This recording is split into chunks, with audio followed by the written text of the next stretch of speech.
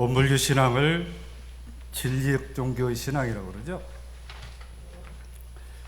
진리라고 하는 것은 내가 이 세상에 존재할 수 있도록 해주시는 그 절대자를 진리라고 하는데, 우리는 그 진리 부처님을 법신불이라 하시고 그 법신불을 이론상으로서 봉부를 하고 있습니다. 신앙이란 건 무엇일까? 신앙은 각기 원하는 바가 다를 텐데 거의 공통적인 것은 행복한 삶을 구하고 묵은 악업, 죄업을 깨끗이 씻어내고자 하는 그런 행위를 일러서 신앙이라고 합니다. 그런데요, 세상에는 이 신앙이 두 가지 신앙이 있는데, 하나는 일단 믿고 하는 신앙이 있고 또 하나는 알고 하는 신앙이 있습니다. 우리가 법신불 이론상 앞에 간절히 기도하는 것은 그 보이지 않는 법신불을 일단 믿고 신앙하는 것. 그럼 알고 신앙하는 건 뭘까? 사은님께 보온하고 곳곳에 부처님이 계신 걸 알아서 일마다 불공하는 것이 알고 하는 신앙입니다. 우리는 믿고 하는 신앙과 알고 하는 신앙을 아울러서 하기에 진리적 종교의 신앙이라고 하는 겁니다. 아침에 눈을 뜨시면요, 자기 자신을 바라보면서 참 고맙다 하는 생각이 들지 않나요? 늘 아침마다 눈 뜨는 일인데 뭐가 고마울까 이래 생각을 하시는데, 혹여 밤새 내 심장이 멈췄거나 내가 숨쉬는 일을 그쳤으면 아침에 일어날 수가 없는 거잖아요. 그러니까 내가 참 고마운 겁니다.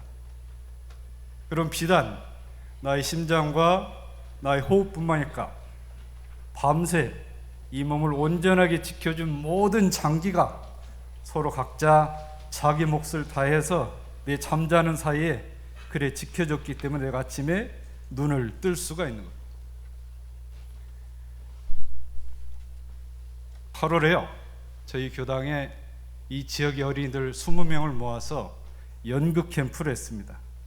작년에 이어서 두 번째 했는데요, 토끼와 자라라는 주제로 연극 캠프를 일주일간 하는데요, 연극 배우께서 오셔가지고 어린이들을 지도를 합니다.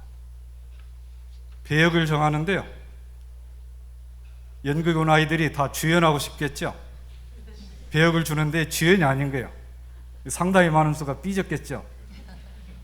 이 연극 배우가 시작하면서 아이들을 설득하는 게 뭐냐면, 연극에는 주연과 조연이 중요한 게 아니다, 우리 다 함께 해야 이 연극이 멋진 연극이 된다. 한참을 아이들을 설득한 뒤에 캠프를 시작을 할 수가 있었습니다. 자, 그러면 내 몸에 있어서 주연은 누구고 주연은 무엇이고 조연은 무엇입니까? 주연만 따로 둔다면, 심장 하나만 둔다면 이 온몸이 온전하게 살 수가 없잖아요. 한데 어우러져서 서로 자기 몫을 다하면서 서로 도와주면서 하기 때문에 이 몸이 온전한 거잖아요. 눈을 밖으로 돌리면 마찬가지 이치가 작용을 합니다. 내가 이 세상을 살아가는데 나 혼자 살아갈 수 있나요? 아침에 눈을 떠서 아침을 먹고 다시 나의 일터로 가서 또는 내가 맡은 일을 찾아서 하루를 지낸 뒤에 저녁에 다시 그 자리로 돌아오는 사이에 나를 만나서 도와주는 인연이 얼마나 많습니까? 그 인연들이 없었더라면 나의 하루가 온전할 수가 없었던 것이죠. 그래서 우리는 그 인연들을 동포의 은혜라고 얘기합니다. 세상에 이 한 울타리 안에서 내게 알게 모르게 도와줬던 그 인연들이죠. 그래서 오늘은 제가 동포 보은의 조목으로 말씀을 드리려고 합니다. 흔히 동포라고 하면 같은 나라 또는 같은 민족의 사람을 일러서 동포라고 얘기하는데, 이걸 일러서 동포의 은혜라고 했을까? 그 정도는 아니겠죠. 우리나라의 다문화 가정이 많아져서 15년 후가 되면 인구의 10%가 다문화 가정 출신이 될 거라고 합니다. 이 가정의 아이는 동포가 엄마 나라 동포, 아빠 나라 동포 합해서 동포겠죠. 그렇지 않을까요? 아빠가 한국 사람이니까 우리는 한국만 동포고, 엄마가 한국 사람이니까 한국만 동포일까요? 이 아이에게는 아빠 나라 동포, 엄마 나라 동포도 함께 다 동포인 거예요. 이것을 확장해서 생각을 해보세요. 확장해서. 동포의 범위가 자연스럽게 삼동일에서 말씀하신 동기연계 가르침으로 연결이 됩니다. 동기연계 말씀하시기를, 동기연계는 한글로 풀면 한 집안, 한 권속, 한 집안, 한 가족 이런 뜻이겠죠. 본문에 이르셨습니다. 모든 인종과 생명의 근본은 다 같은 한 기운으로 연계된 동포인 것을 알아서 서로 대동화합하자는 것이 동기연계다 그러셨습니다. 천지를 부모 삼고 우주를 한 집안 삼는 자리에서는 모든 사람이 다 같은 동포, 형제인 것이고, 인류뿐 아니라 금수, 곤충까지도 본래 한 큰 기운으로 연결이 되어 있다 그랬습니다. 대종사께서 말씀하신 동포는 비단 사람뿐만이 아니라 금수, 초목을 다 포함해서 동포라고 그랬습니다. 우리 인식이 확장되지 않아요? 나와 같은 피를 타고난 사람을 동포로 생각했는데, 그럼 사람까지인가? 사람까지가 아니라 금수, 초목까지도 다 동포다. 왜 동포입니까? 나를 위해서 늘 도와주고 있기 때문에 동포입니다. 한 포태가 이루어진 거죠. 그래서 말씀을 하시기를, 이 세상에는 산농공상의 생활 강령이 있고 그 강령 직업하에서 활동을 한다고 그랬습니다. 지금 직업이야 산농공상 정도로 분류할 수는 없겠죠. 그래서 생활 강령으로 정했다고 하신 말씀입니다.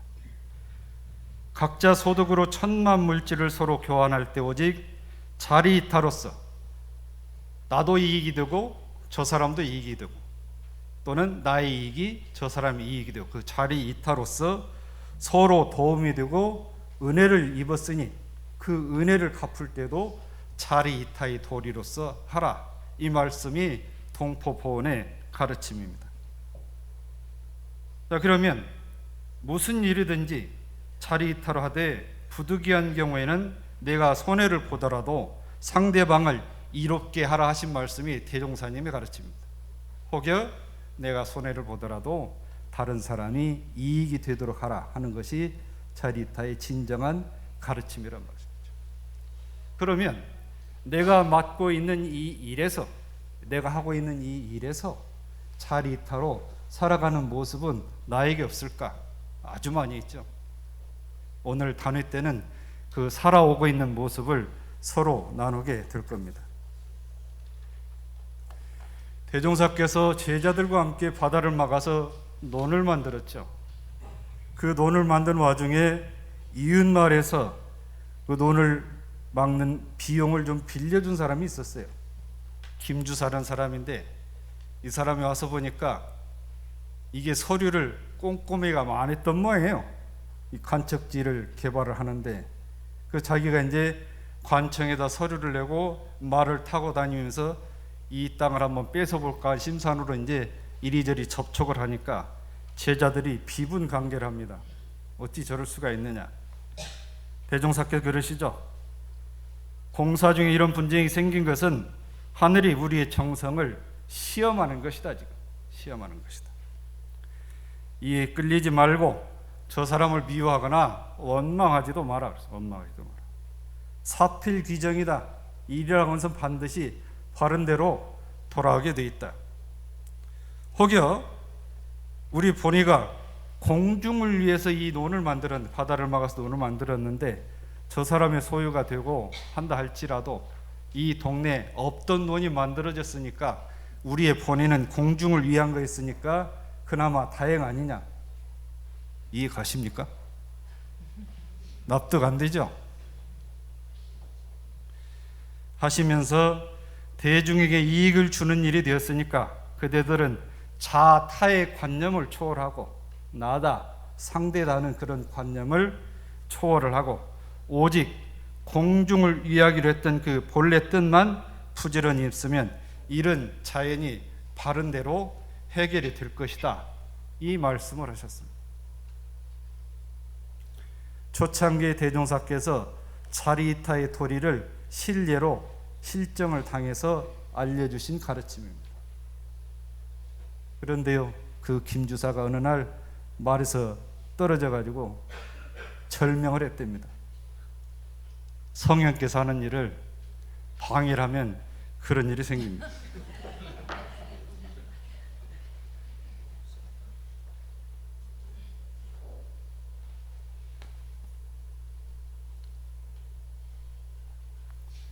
부산 서남사에 해월 스님이란 분이 있었습니다. 이 스님이 어느 해에 절론 5마지기를 팔아가지고 그 인근에 개간이 안 된 땅을 개간을 했는데 5마지기를 팔았는데 3마지기가 나왔어요. 이 아래 스님들이 불평을 하죠. 우리 스님 참 대중도 없다. 3마지기 만들론 하려고 5마지기를 팔았나? 불평을 해요. 스님이 하시는 말씀이 야, 이 녀석들아, 5마지기다 3마지 합치면 8마지기 나왔지 않느냐? 그 말씀을 하셨대요. 무슨 말 모르겠어요? 우리가 다 이렇게 살 수는 없죠. 다 이렇게 살 수는 없지만 내가 좀 덜 갖고 양보하고 내 것을 덜어서 남에게 주는 연습이 필요합니다. 이것도 연습이 필요합니다. 그냥 되지 않습니다. 왜 연습이 필요한 줄 아세요? 주면은 꼭 뭐가 따라 붙어서 주거든요. 이게 줬지 하는 생각. 그 생각마저도 없이 줄 때까지, 그 생각마저 없이 자연히 줄 때까지 연습이 필요하다는 얘기입니다. 연습이. 혹여 내가 기억하지 않아도 진리는 반드시 돌려주게 돼 있습니다. 살다가요, 이웃에 사는 사람이 말이에요, 제가 특별히 해준 것도 없는데 자꾸 도와줘요. 내가 어려울 때 도와주고, 그럼 필시 전생에 내가 그 사람에게 도와준 일이 있었을 거다 하고 생각을 하셔도 됩니다. 재물로나 몸으로나 말로나 마음으로나 자리 이탈을 하면 반드시 돌아오게 되어 있습니다. 재물이었으면 몸으로 해도 되고 말로 해도 되고 할 수 있는 방법은 여러 가지가 있습니다. 나의 이익을 다른 사람이 이익이 되도록 마음을 쓰는 것, 이게 바로 동포보은의 도리입니다. 지난 주말에요, 어제네요, 어제 우리 원코러스가 뮤직 캠프를 했어요. 아침 10시부터 오후 5시까지 빵 먹어가면서 뮤직 캠프로 오늘 산골소녀 얘기를 그래서 들려준, 그냥 거저 나온 게 아닙니다. 박수 좀 쳐주세요.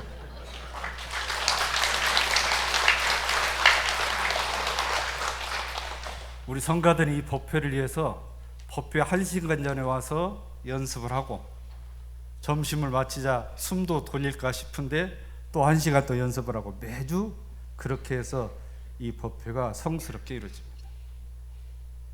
공동이는요, 제 설교가 끝나자마자 일어나서 지하로 내려갑니다. 밥을 빨리 먹고 생연 문을 열기 위해서 그럽니다. 엊그제는 카페에서 카페 봉사하는 도반님들과 함께 시간을 가졌습니다. 일주일에 하루도 쉬지 않고 이 봉사자들께서 아침 10시부터 오후 4시까지 봉사를 합니다. 저는 몰랐는데요, 자기 먹는 커피값도 내면서 봉사했다네요. 그거는 그냥 먹는 줄 알았더니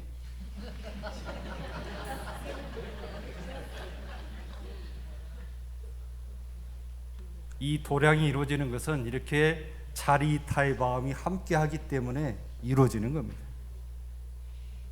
근데 오늘 같은 일요일 날은 카페 손이 많이 달린답니다. 카페 일요일 날 봉사자 좀 더 구해달래요, 저한테. 살면서 나 아닌 남을 위해서 하는 일이 하나쯤은 있어야 됩니다. 살면서 나 아닌 남을 위해서 하는 돈이, 쓰는 돈이 조금쯤은 있어야 돼. 이게 우리가 이 세상을 은혜롭게 살아가게 만드는 그런 게 되죠. 그렇게 하면 나에게 온 인연들이 선연이 됩니다. 선연이. 우리가 기도문을 올릴 때 천지하감지, 부모하감지, 동포응감지, 법률응감지 그러죠. 왜 천지 부모는 하감하고 동포법률을 응감이라 할까? 대종사께서 학렬로 얘기를 해주세요. 학렬로. 천지 부모는 부모 학렬이고 동포법률은 형제 학렬이라 하감이라 하고 응감이라 한다. 이 하감을 우리말로 풀면 아래 하자를 쓰니까 굽어 살펴주시는 겁니다. 굽어 살펴주시는 거예요. 응감은 뭐죠? 응아름자니까 옆에서 보살펴주는 거예요. 그러니까 우리가 사은님께 기도를 하면 하감하시고 응감을 해주시는 것이죠. 그래서 우리가 기도 첫머리에 그렇게 말씀을 하십니다. 대산종사께서 동포 응감주의를 할 때는 일체의 동포가 앞서 말씀드린 대로 사람을 비롯해서 금수, 초목을 포함한 그 일체의 동포가 빠짐없이 나에게 응감하시도록 정성스럽게 기도를 올려야 평소에 맺힌 것이 풀어지고 본행에 힘써지며 배은을 하지 않는 생활을 해야 내게 감흥을 해서 큰 위력을 얻을 수 있다고 그랬습니다. 자, 그런데요, 보은할 때 보자가 갚을 보자잖아요. 은혜를 갚는다는데 여기에는 두 가지 의미가 있습니다. 첫째는 무슨 의미가 있느냐면 내가 은혜를 입은 것, 내가 빚진 것을 갚는다는 그런 의미가 있습니다. 또 하나는 새로운 업은, 새로 짓는 업은 선업을 짓는다, 이런 의미가 있죠. 갚을 포에는 비단 은혜를 갚는다 이 의미만 있는 게 아니고 새로운 업을, 좋은 업을 짓는다 이 의미도 포함이 되어 있습니다. 이제 동포 보은의 조목에 대해서 말씀을 드리겠습니다.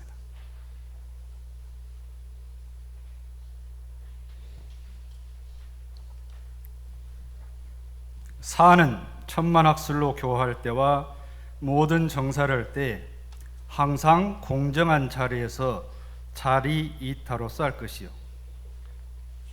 사러 가면 정치, 행정, 법률, 교육, 연구, 의료 이 범주를 좀 확장해서 봐야 되겠죠. 그렇게 봐야 될 것 같습니다. 안산에 가면 두손병원이라는 데가 있는데요. 여기에 황종익 원장님을 좀 소개할까 합니다. 황 원장님은 잘린 손가락, 발가락을 접합해주는 재건 성형외과 의사이십니다. 고등학교 때 어머니를 잃은 뒤에 의사가 되겠다고 결심을 했는데요. 이분이 하루에 많이 할 때는 14명도 수술할 때가 있답니다. 그런데요, 별로 돈이 안 되는 수술을 계속하니까 학회에서는 이분을 속칭 또라이라고 합니다. 또라이라고 하니까 부인이나 자식들이 그 모임에 가지를 않는데요.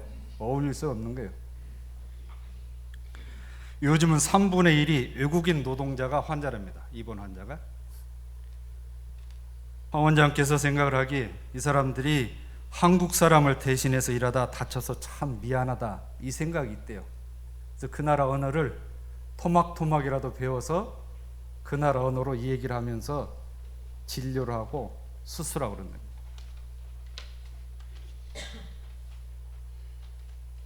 시골의 할머니가 자기 아들을 치료해 줬다고 무려 7년간 산고사리를 캐서 보내는 할머니가 있답니다. 할머니가 힘이 없으니까 작년에는 꽃감을 보내왔대요. 사가지고 고사리 캘 힘이 없어서 사가지고 보냈대요. 10살 때 손가락이 다쳐서 접합 수술을 받은 학생이 있었는데요. 가난했겠죠. 의사 선생님 고맙다고 하니까 이 은혜를 어떻게 갚아야 될지 모르겠습니다. 네 장래 희망이 뭐냐? 바이올리니스트입니다. 그러면 네가 나중에 바이올리니스트가 돼서 사람들에게 그 은혜를 내 대신 돌려주면 된다. 그렇게 얘기를 했대요. 진짜 바이올리니스트가 돼가지고 매달 한 번씩 자기 연주하는 동료들하고 병원에 와서 연주를 해준대요. 환자들한테. 그 10살짜리 소년이 커가지고. 밖에 나가면 길 건너서 쫓아와가지고 외국인들이 원장님하고 인사를 하고 한답니다. 그래서 그래도 자기 아내한테 미안할 거 아니에요. 명색이 의사 부인인데 사는 형편이 여의치가 못하니까 미안하다고 그러니까 부인이 그러더래요. 더 적게 벌고 사는 사람도 많다. 더 적게 벌고 사는 사람도 많다. 남들 눈 의식하지 말고 당신 좋은 거 해라. 황 원장은 국내 손가락 접합 수술의 양으로 따지면 거의 톱에 계신 분이랍니다. 톱에 계신 분. 이분은 60이 넘어서 머리카락 10분의 1 되는 실 가지고 신경을 잇는 그런 수술을 해야 된대요. 그 가늘기로. 아직도 60이 넘었는데 그 수술을 할 수 있는 몸을 주셔서 고맙다라고 생각을 하셔요.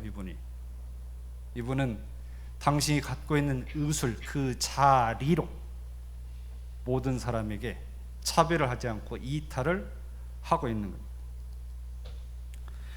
노홍은 의식 원료를 제공할 때 항상 공정한 자리에서 자리 이탈로서 할 것이고, 가락시장에 가면요 전국에 있는 좋은 농수산물이 모두 직결을 합니다. 시간이 지나면 도매상, 소매상을 거쳐서 내 식탁에 올라오겠죠. 어른들께서 그런 말을 써요. 먹는 거 가지고 장난치지 마라. 여기에는 여러 가지 의미가 있겠죠. 먹는 거 가지고 장난치지 마라. 사람의 귀한 생명과 직결되는 먹는 것에 큰 이익을 얻자고 비정상적인 행위를 하지 말라, 그런 뜻이겠죠. 비단 만들 때뿐만이 아니라 유통시킬 때도 마찬가지예요. 유통시킬 때도. 먹는 거 가지고 한번 인심을 잃으면 사람들이 잘 안 봐주잖아요. 회복하기가 힘듭니다. 우리나라 이제 모든 농산물이 거의 개방이 됐는데, 최후의 쌀이 개방이 됐는데요. 이제는 우리나라 쌀이 남아도는데 연간 10만 톤의 쌀을 수입을 해야 됩니다. 10만 톤. 왜 그럴까? 우리나라는 자원이 부족하기 때문에 공산품을 만들어서 수출해 가지고 그 수익을 얻은 걸로 교역을 해야 될 거 아니에요. 그러니까 저개발국이나 농사를 중심으로 한 나라에 공산물 팔아서 번 이익으로 그걸 사주는 거예요. 이게 무역의 원리잖아요. 자유무역의 원리단 말이죠. 공산품을 얻은 이익, 자리를 가지고 어려운 나라의 농산품을 사주는 이탈하는 겁니다. 비단 이 농사라고 해서 나라 안에서만 이루어지는 게 아닙니다. 나라 안에서 국제적으로 자리 이탈을 해야 되는 시대가 왔습니다. 세 번째, 공은 주처와 수용품을 공급할 때 항상 공정한 자리에서 자리 이탈로서 해야 된다. 이런 말이요. 아무 탈 없이 공급되던 우유가 어느 날 갑자기 우유 회사에서 돈을 더 받겠다고 차단을 시키면 어쩌겠어요? 어쩌겠어요? 잘 오던 우유가 우유값을 좀 올려서 받아야 되겠다고 우유를 차단을 시켜요. 화 안 나요? 그거는 공정하지 않은 자리에서 자기 이익만 취하자는 거잖아요. 일본이 우리나라 주력산업의 세계 최고 기술을 자랑하고 우리나라 무역 수지의 가장 큰 비중을 차지하는 반도체를 겨냥을 해서 백색 국가 배제라는 자리 타해의 길을 선택을 했습니다. 그러면 이익이 될 줄 알았죠.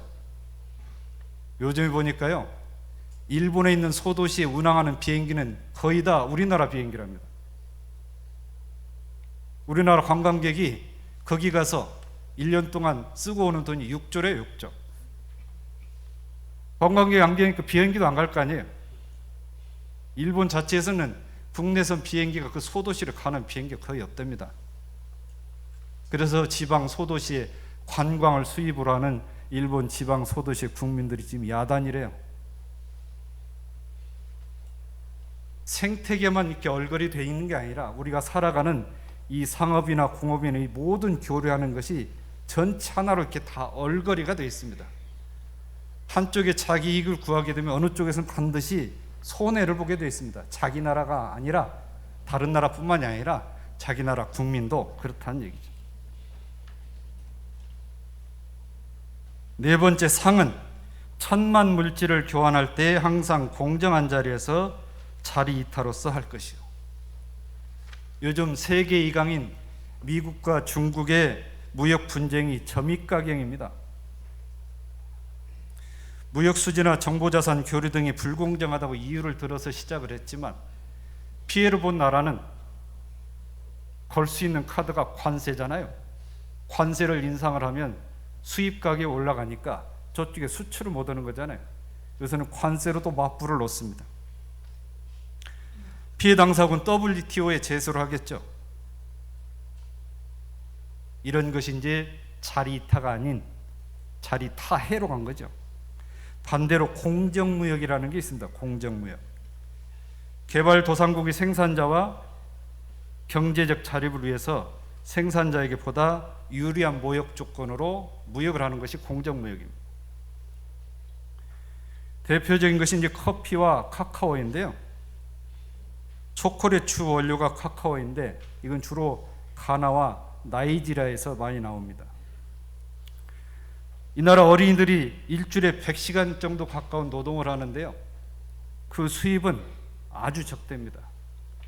일반 무역을 하면 그 노동자들에게 돌아가는 수익이 0.5%인데 공정무역을 하면 6%가 돌아간답니다. 6%가. 정부기구인 공정거래위원회도 보면 자리 이타를 추구하는 정부기구입니다. 공정하고 자유로운 거래를 하고 경제활동의 기본 질서를 확립하기 위해서 만들어 놓은 기구가 공정거래위원회입니다. 제가 신문에서 재미있는 이야기를 하나 봤어요.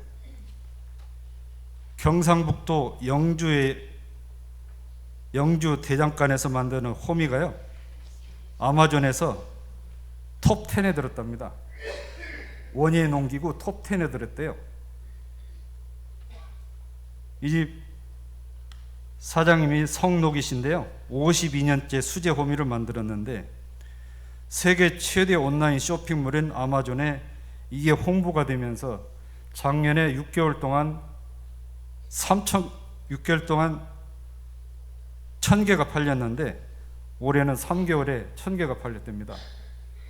상식적으로 이해 가세요? 우리나라 호미가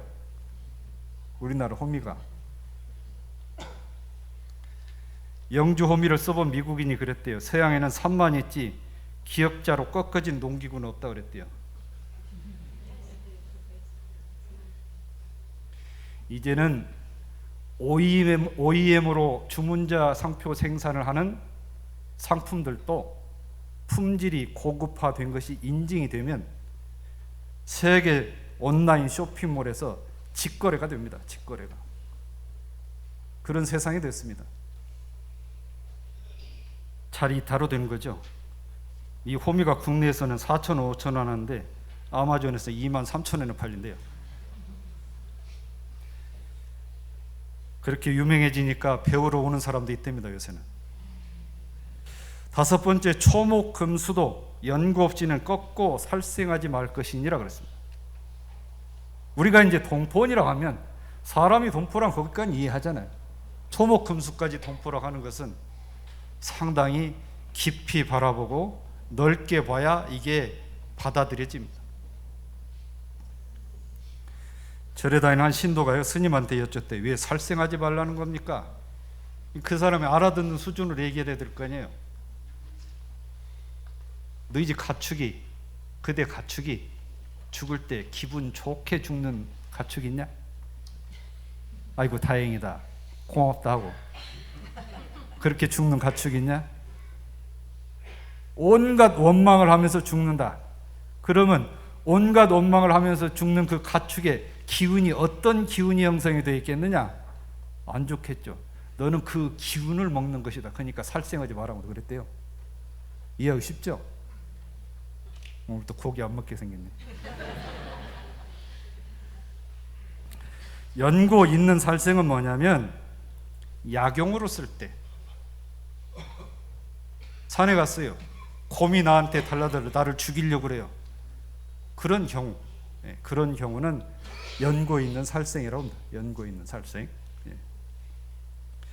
초목은 왜 꺾지 말라고 했을까? 사람을 상하게 하는 것이 아니라면 제 수명대로 사는 것이 도리입니다. 나조차고 막 꺾지 말란 얘기죠.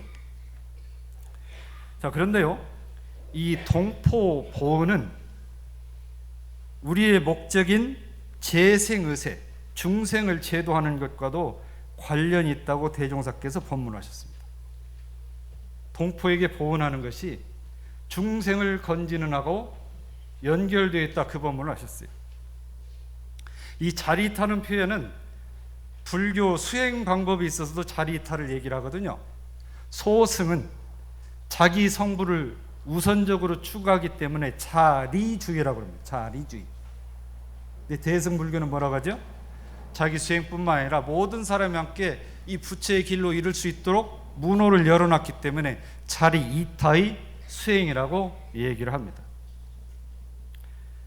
우리 교헌의 우리의 목적은 재생의세라고 합니다. 재생의세는 중생을 건지고 세상을 정신개벽으로 치료하는 것이 재생의세죠. 재생의세. 그래서 이 동포는 크게는 중생과 같은 의미로 볼 수가 있다 그랬습니다. 대산종사께서 대종사님 법문을 전해주시는데, 나의 큰 서원은 일체의 동포를 하나도 빠짐없이 부처로 만드는 일이다 그랬어요. 중생이라고 안 하고 일체 동포를 하나도 빠짐없이 부처로 만드는 것이 나의 큰 서원이라는 법문을 대종사께서 하셨다고 대산종사께서 전해주셨습니다.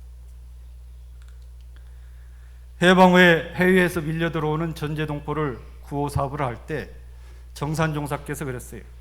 구호라고 하는 것은, 구제라고 하는 것은, 구제 사업은 구호 사업과 제도, 구호의 구자, 제도의 제자를 합해서 구제 사업, 구호 사업과 제도 사업이 아울러져야 된다 그랬습니다. 아울러져야 된다. 한 제자가 좀 엉뚱하죠. 정산종사께 여쭸어요. 굶주려 죽어가는 사람에게도 밥보다 법이 더 중요합니까? 그랬대요. 굶주려 죽는 사람한테 밥보다 법이 더 중요합니까? 그러니까 정산종사 말씀하시기를, 본말로 따지면 밥보다 법이 중요하지만 그 사람에게는 먼저 밥을 먼저 주고 정신이 좀 차려지면 그에 만족하게 하지 말고 법을 줘야 된다. 법을 줘야 된다. 그렇게 말씀을 하셨습니다. 대종사께서 말씀을 하셨죠. 세상에 가장 급한 일이 뭐냐? 세상에 가장 급한 일이 생멸 없는 진리, 불생불멸의 진리와 인과봉 진리를 깨닫게 해주는 것이 세상에서 가장 급한 일이다 그랬습니다. 급한 일이 뭐죠? 불생불멸, 생멸 없는 진리와 인과봉의 진리를 깨닫게 해주는 것이 가장 급한 일이다 그랬습니다. 오늘은 동포 보온에 대해서 말씀을 드렸습니다. 모두가 사람을 비롯해서 일체 생명, 금수초목까지도 다 한 집안, 한 가족이다라는 이 생각이 있어야 폭넓게 동포 보온할 수가 있고, 그 동포 보온은 곧 재생의세와 둘이 아닌 하나가 됩니다. 대종사 그러셨죠? 동포에게 이부는 예를 갚을 때는 항상 공정한 자리에서 자리 이타로 싸라고 했습니다. 자리 이타로서. 내가 맡고 있는 일, 내가 하고 있는 이 일 안에서 공정한 자리에서 자리 이타, 나의 이익이 다른 사람의 이익이 되도록 그렇게 신법을 쓰라 하신 말씀이 동포 보온의 도리입니다. 동포 보온의 도리를 잘하면 우리가 재생의세도 함께 하시는 것입니다. 동포 보온 잘하셔서 늘 행복하고 도와주는 선현들이 많이 있기를 바랍니다. 감사합니다.